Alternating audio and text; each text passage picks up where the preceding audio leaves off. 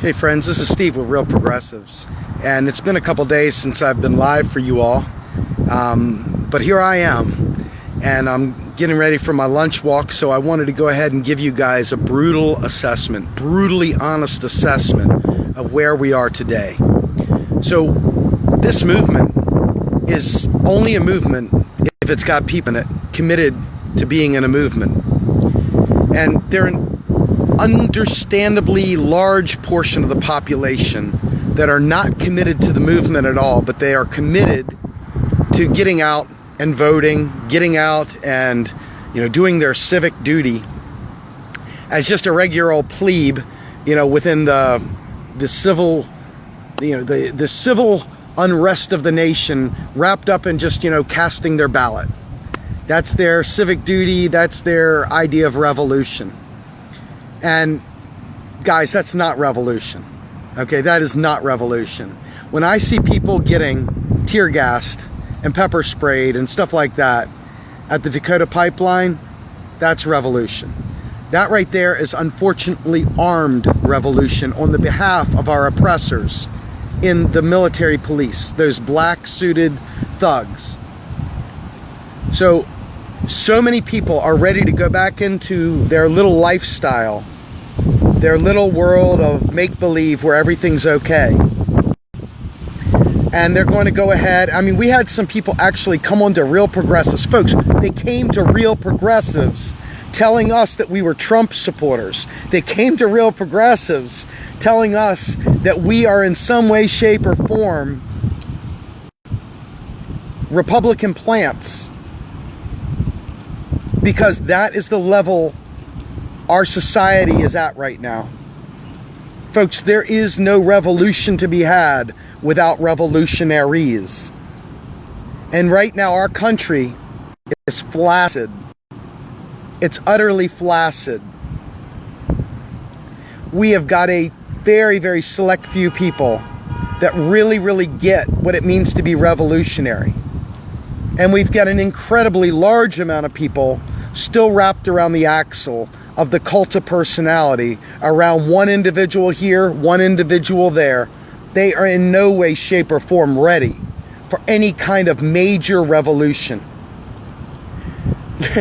Worse yet, some of the stuff that is even easier to grasp, basic economics. I still have people running around, well, our dollar's still tied to gas, it's tied to petrol, it's tied to oil.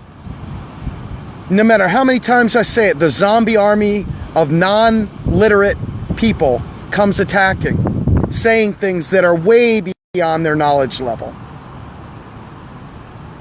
Saying things. And it's embarrassing. I watch it and I just go, do I gently love them through this, or do I just drop the elbow of knowledge on them? And I think to myself, the vast majority of people are content being stupid. They are not revolutionary in the least. So November 9th is going to come around. The cult of personality won't matter anymore.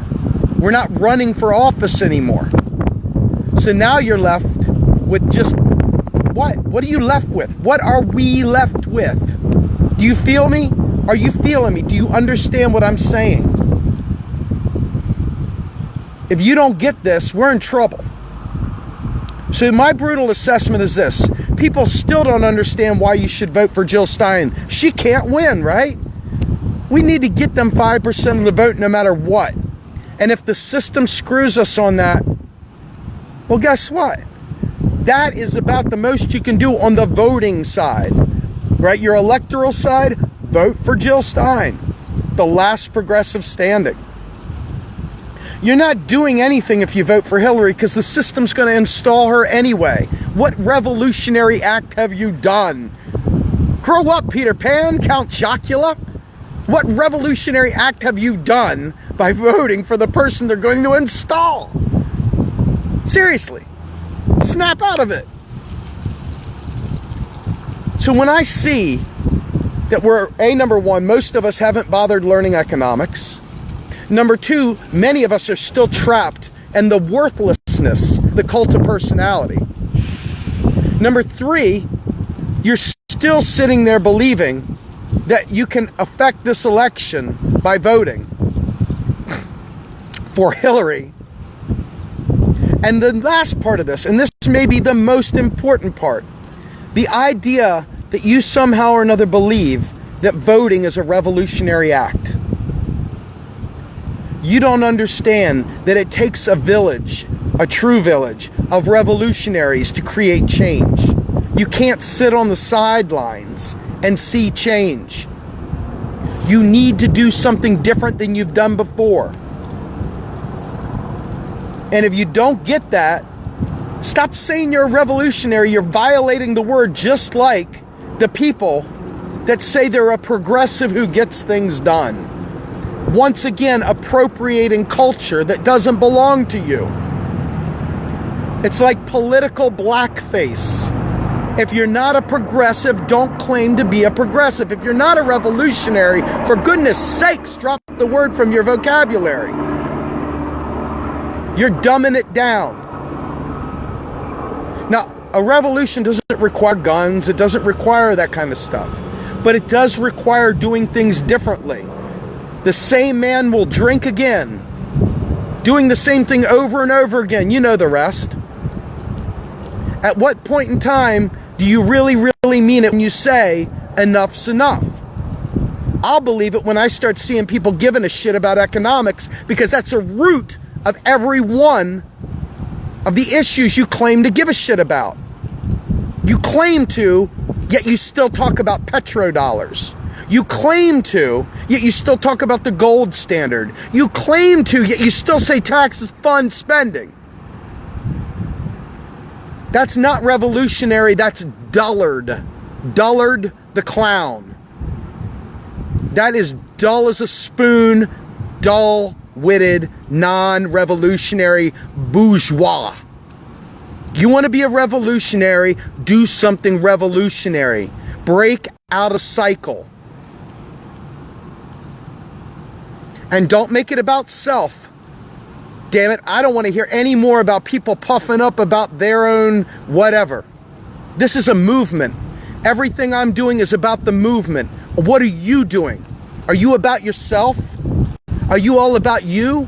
Or are you about the movement? Are you about the cult of personality?